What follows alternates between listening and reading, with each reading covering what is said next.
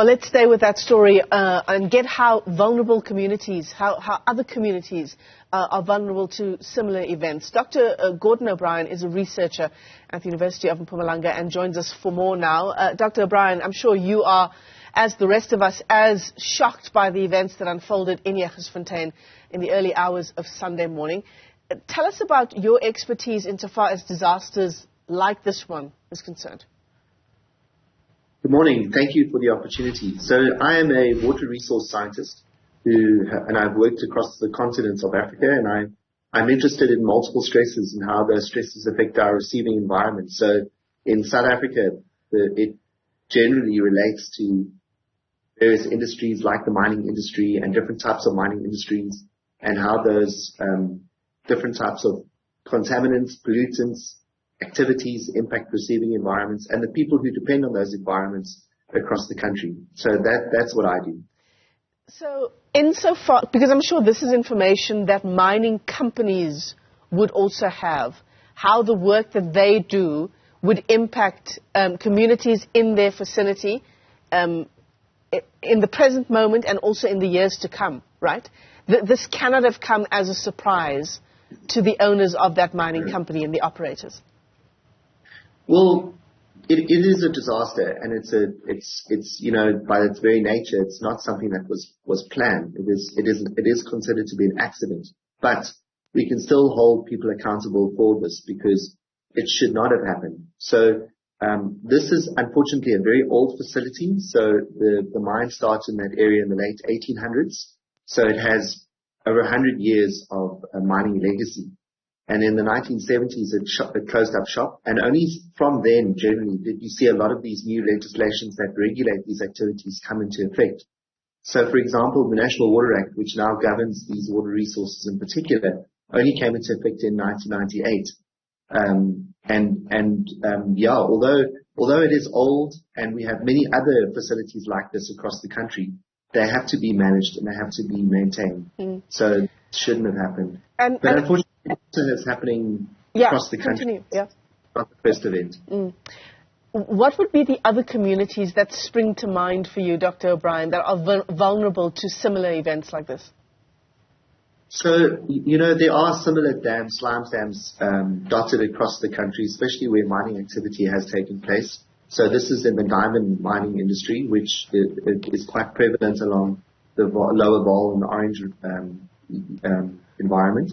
But then the gold mining and associated industries across the Highveld, that's of great concern. And that's where similar events have occurred. And these facilities need to be managed carefully. Yeah. But carry on. Sorry. Dr. O'Brien, you'll tell me whether this is a legitimate question, but given just how old this particular mine in Jagersfontein is, I mean, you said that it started operating in the sort of 1800s. Should there have been a community allowed to settle in that vicinity in the first place? Sure. That is a very difficult question. And, communities settle wherever resources are available. Some of these old mining towns, and there are many of them, there's Klerksdorp is another example in the West Province where you have this community that's established around mining activities, and sometimes these activities cease and people lose their jobs or opportunities. But because of the historical legacy of what was available and what resources were available to support human communities in the area, these communities do develop.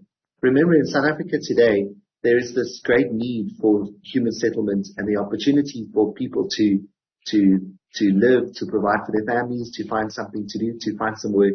So this is definitely not I don't think it's very easy for us to say that they shouldn't have settled there. I think that any opportunity that people get, they will settle.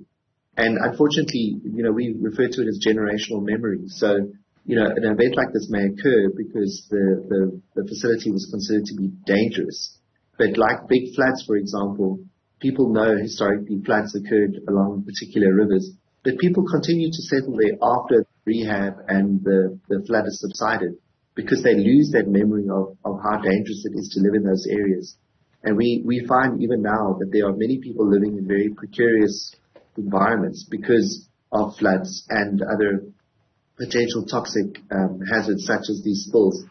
And that's unfortunately the world we live in. But we can manage these facilities, and we can manage the communities, or at least facilitate the communities who live around these areas. I mean, that's the important distinguishing point that we should be making here. You said earlier that this was a disaster. It was obviously not something that was planned. But having said that, there were warnings as far back as 2 years ago that the amount of wastewater that this particular dam was able to hold was at double. That was 2 years ago. And clearly those warnings were ignored. Yeah, and this is a symptom of limited resources. So that is correct. And unfortunately, the amount of and I can even refer to them probably as district municipality or provincial municipality management resources or scientists who can regulate or investigate the condition of these dams is very, very limited. And that's the problem here. The problem here is it may have been raised, but we have such limited resources, and we have so many of these facilities across the country that the few experts who have the opportunity to get out to have a look and make sure that these facilities are correctly managed is so limited. And unfortunately, when these things fall through the cracks, then these disasters occur, which should never occur. Yeah. And now the impetus is on cleaning up and making sure that this doesn't occur. And we're actually worried about the Riet Spruit or the Riet River now and the Lower Orange, because this is not going to, this is the potential not to end here. If we have a sudden high rainfall event, which we expect this year, we expect now this to become a problem that may impact on the Lower Orange and the Lower Vaal and the Orange River, which is the next problem that we're looking into. Well, hopefully this incident in Jagersfontein serves as a warning for those other areas and for the management of areas like Jagersfontein, insofar as particularly mining companies are concerned. Let me thank you for your time this morning. Dr. Gordon O'Brien is a researcher with the University of Mpumalanga, as we get you more context on exactly what unfolded with that mudslide that happened just over the weekend.